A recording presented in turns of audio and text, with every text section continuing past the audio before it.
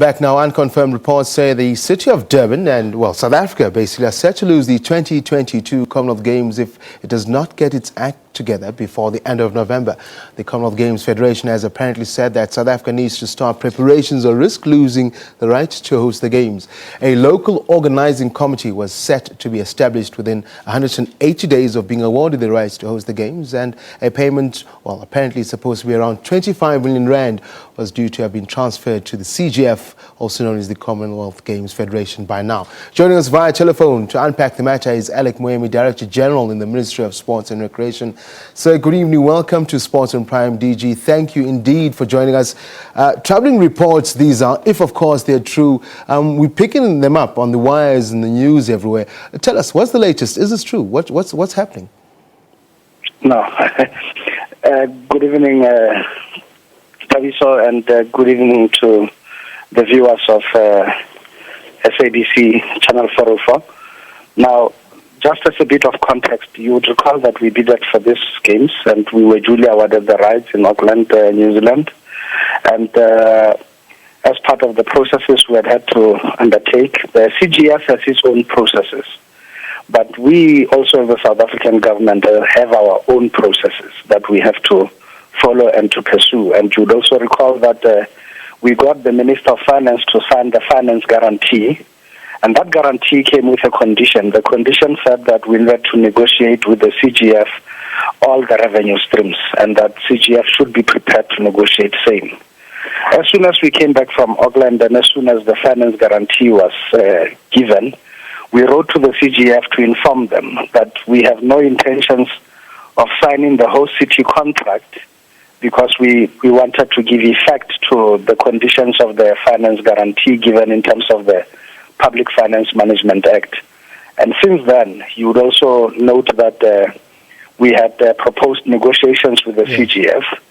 CGF is of the view that we need to sign the host city contract first and then the negotiations can happen. But if you look at the host city contract, it already grants the rights to things such as broadcast rights, things such as ticketing, and all the things we believe ought to be a subject for negotiations are already provided for in that contract. We think that we should negotiate first and then sign after. And we are not in a position to pay any fees nor anything or to constitute a local organizing committee until the negotiations have been bedded and we have found each other. Because I see, DG, that Louis Martin, CGF president, has actually said as well, first priority for the CGF is to, speak to South Africa and see where they are. How far are those conversations, if they are indeed happening, and what's the advice that you're getting from them? Because obviously it would be a shame if we do, I do not want to say lose these rights, but it would be a shame. How far are those conversations going, sir? Well, as of now, the latest we have received is there's been a number of letters exchanged, but the latest correspondence we have received from the CGF on Friday was that they would, after their General Assembly in Canada, they would then revert back to us this week still to inform us when their delegation will come to South Africa to put those negotiations to bed. We have been in discussions. We have indicated to them that we don't believe there will be any holy cows.